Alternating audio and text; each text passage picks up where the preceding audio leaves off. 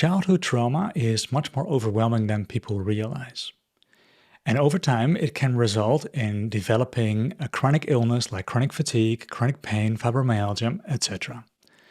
And here's how that works. And to go back to childhood, as a little child, it's very difficult to regulate your own emotions, especially when they're overwhelming and difficult and when you're on your own with it. So what happened is that these children, or you, created a shutdown, a freeze response, and you did not express the emotion. The emotion wanted to leave your body, but it couldn't. So you stored it instead inside of your body. And after a while, you will no longer become aware of these emotions. They are in your unconscious mind, and it feels as though everything is all right. Yet the habit of suppressing these emotions starts at these moments. You no longer feel it, and every time you suppress, layer after layer after layer. After like 2 decades, where you each day suppress another layer of emotions, maybe some anger, maybe some fear, these are no longer just simple emotions. This is extreme rage now. This has become extreme frightening panic, and it will feel absolutely too overwhelming. And every day of your life, you programmed yourself that these emotions are unwanted and unnecessary, because they might have been a threat for your survival. For example, if extreme anger wasn't allowed in your family and you had to be a nice child. So this has become a huge force inside of your body. And your body was okay carrying it until a certain moment when the body could no longer hold it inside. Maybe there was a trigger.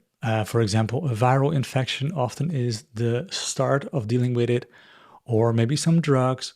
Maybe you had a period of safety in which everything could come to the surface, or maybe the stress bucket just simply overflowed.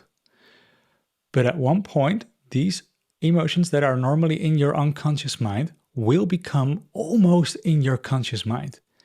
But at that moment, the amygdala perceives extreme threat. Because remember, these emotions are now much more exaggerated than just simple emotions. And at these moments, the brain will create a symptom to shut you down. Why? Because it detects an overwhelming amount of energy, threat, danger, something that is unwanted. And when it does so, it can create pain, fatigue, vertigo, nausea, and many other types of symptoms.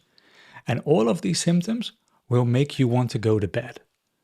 Because, according to your mind, there is such an overwhelming amount of danger right now that the only place that you are safe is to go right back to your bed and sit there in the freeze response and wait. And that waiting can take years. As soon as your body starts this purging process, then there are many different types of layers, maybe thousands, with a mixture of anger, loneliness, abandonment, disgust, rage, panic, etc. And therefore, after releasing one layer, you might feel better for one day until the next day, the next layer kicks in and gives you another symptom. And then when you start panicking around that, you create a downward spiral. So after my video, I received many questions, and I'll answer them in the video that I'll publish next Thursday. And one of the questions is, for example, is it always childhood trauma beneath the symptoms? So I'd like to see you there.